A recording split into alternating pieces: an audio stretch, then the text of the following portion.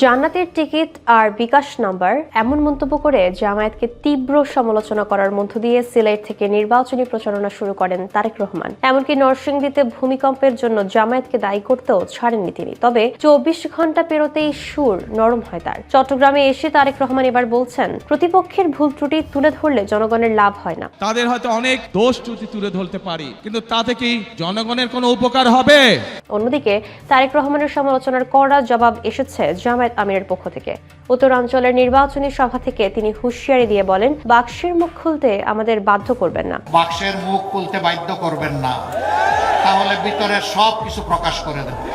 সিরাজগঞ্জের এক জনসভায় এনসিপি প্রার্থী সাইফ মুস্তাফিজকে সরাসরি প্রশ্ন তোলেন, জনগণ কি আবারও হাওয়া ভবন আর আয়নাঘর দেখতে চায়? একই মঞ্চে দাঁড়িয়ে জামায়াত আমির ডক্টর শফিকুর রহমান বলেন, জনগণের মাথায় কাঁঠাল ভেঙে আর খাওয়া যাবে না, সব সত্য ফাঁস করে দেব। 26-এর নির্বাচনী ডামাঢোল এভাবেই শুরু হয়েছে।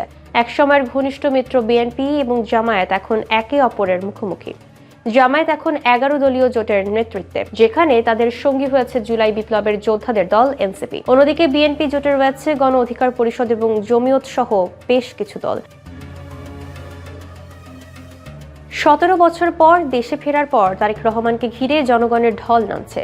যেখানেই যাচ্ছেন তার বুলেট প্রুফ বাস ঘিরে থাকছে হাজার হাজার নেতাকর্মী এবং সাধারণ মানুষ। তবে প্রচারণের মাঝে বিচ্ছিন্ন কিছু সংঘর্ষের খবরও পাওয়া যাচ্ছে। মিরপুরের জামায়াত আমির নির্বাচনী আসনে জামায়াত কর্মীদের ওপর হামলার অভিযোগ উঠেছে বিএনপির বিরুদ্ধে।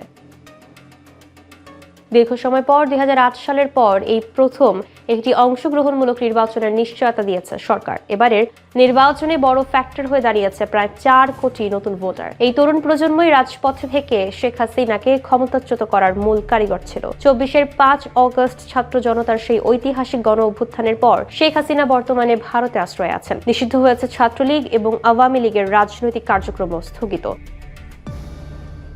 আগামী 12 ফেব্রুয়ারি অনুষ্ঠিত হতে যাচ্ছে ত্রয়োদশ জাতীয় সংসদ নির্বাচন। বিএনপির স্লোগান সবার আগে দেশ আর জামায়াতের ডাক চলো একসাথে গড়ি দেশ। অভিযোগ আর পাল্টা অভিযোগের মধ্য দিয়ে নির্বাচনী লড়াই শুরু হলেও তারেক রহমান আপাতত সংঘাত এড়ানোর ইঙ্গিত দিয়েছেন। তবে জামায়াত কি থামবে?